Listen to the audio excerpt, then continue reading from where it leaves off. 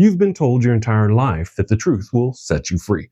But what if the people telling you that are hiding the very truths that would change everything? Pastors love to claim they value honesty, but not when that honesty risks emptying pews and offering plates. See, the church survives by controlling information, shaping what you hear, and hiding what you don't. Ask too many questions, and suddenly the answers get vague, the smiles get tighter, and the conversation turns into a lecture about just having faith. That's not because they don't know the answer, it's because they do. Today, we're lifting the veil with the top 10 things your pastor doesn't want you to know. Let's count them down. Number 10, the Bible you read isn't the original. The Bible hasn't been preserved word for word since ancient times. It's been translated, mistranslated, edited, re-edited, and written to fit politics, culture, and the church agenda. The King James Bible, for example, was commissioned by a monarch who wanted certain interpretations to reinforce his authority. Even modern translations cherry-pick words to fit denominational biases. What you read in your pew isn't the original Word of God. It's the result of centuries of human editing. Your pastor doesn't want you to look too closely at this history, though, because if you realize the book isn't pure or perfect, the whole foundation starts to shake. Number 9. Hell wasn't always part of the plan. In the Old Testament, the Jewish people didn't have a fiery hell. They had Sheol, a quiet, shadowy grave. The idea of eternal torment comes later, borrowed from Greek Hades and Roman punishment myths. By the Middle Ages, hell had become the ultimate fear tactic, complete with fire, pitchforks, and Dante's vivid imagination. Pastors know hell is the best control device ever invented. If you think your eternal destiny depends on obedience, you'll ignore contradictions and keep tithing. The truth is, eternal hellfire was a marketing addition, not a divine revelation. That's why your pastor preaches it with such passion. Fear pays. Number 8, tithing is a church invention. Ever notice your pastor never fails to bring up giving? That's because the 10% tithes keeps the machine running. But here's the kicker. The New Testament never commands Christians to give 10%.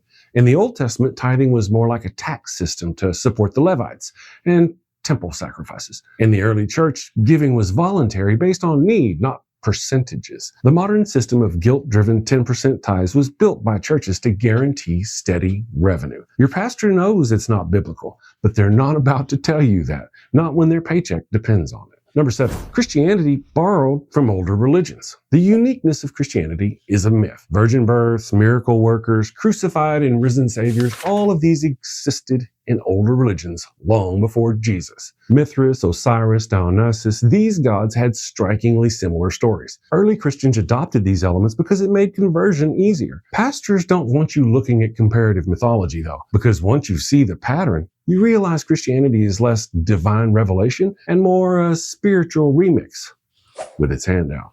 Number 6, the Gospels contradict each other. You've probably been told the Bible is perfect and without error, but read the Gospels side by side and you'll find contradictions everywhere. How did Judas die? Depends on which Gospel you read. Who discovered the empty tomb? The accounts disagree. Even Jesus' last words aren't consistent. Pastors know this. Seminaries drill this into them. But in church, they gloss over it. They might call it different perspectives or mystery. But mystery is just the church's code word for we don't want you to notice the cracks. Number 5, seminary destroys faith.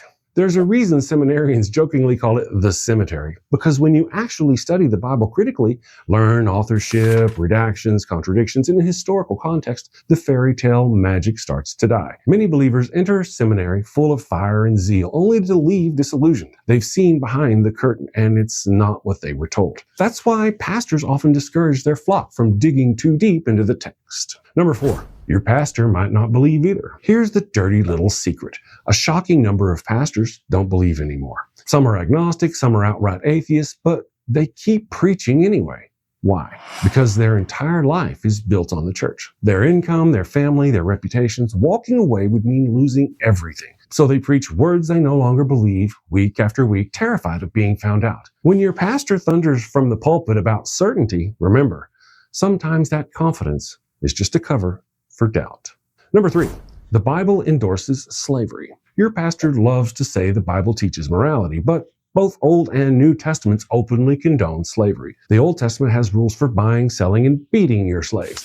The New Testament tells slaves to obey their masters. These aren't metaphors. They're literal laws and commands. Churches today tiptoe around these passages or try to spin them as different times, but if a supposedly perfect, timeless God once endorsed owning human beings, how could the Bible be the ultimate moral code? This is one of those questions your pastor just doesn't want you asking. Number 2, Jesus said some pretty harsh, even cruel things. The church sells gentle Jesus, meek and mild, but the Gospels also record Jesus cursing a fig tree for not having fruit, demanding followers hate their families, and threatening eternal fire for unbelievers. Those aren't exactly Hallmark card verses, if you know what I mean. So pastors skip over them.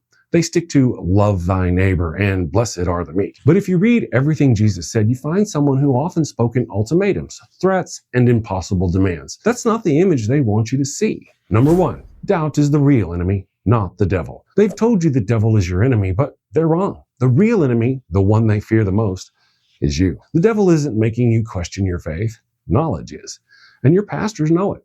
That's why they warn you against worldly wisdom, against secular books, against reading the Bible without guidance. They fear doubt more than Satan because once you start pulling at those threads, the whole faith unravels. Doubt is contagious, and even one person in the pew starts asking real questions, it spreads. That's why pastors work so hard to demonize doubt. But the truth is, doubt isn't sin. Doubt is discovery. And here's a bonus thing they don't want you to know. The church has a long history of bloody atrocities. From killing millions in the Crusades and Reformation to killing millions by telling people during the AIDS epidemic that condoms were against God. The church has been more a bastion of death and harm than a bastion of life. They just don't want you to know that. The power they hold over you collapses when you learn the truth, because it was never really power at all. It was just a story. And the moment you decide to start reading a different book, to ask new questions, or to walk your own path, you're not just leaving a church. You're finally finding your freedom. If you like this video, click over here to catch my latest video. And if you're into the top 10s thing, click over here. And check out my co-host, Ryan Kultastic from the Daily Atheist Morning Show, up here. Sin safely, my friends. Take care.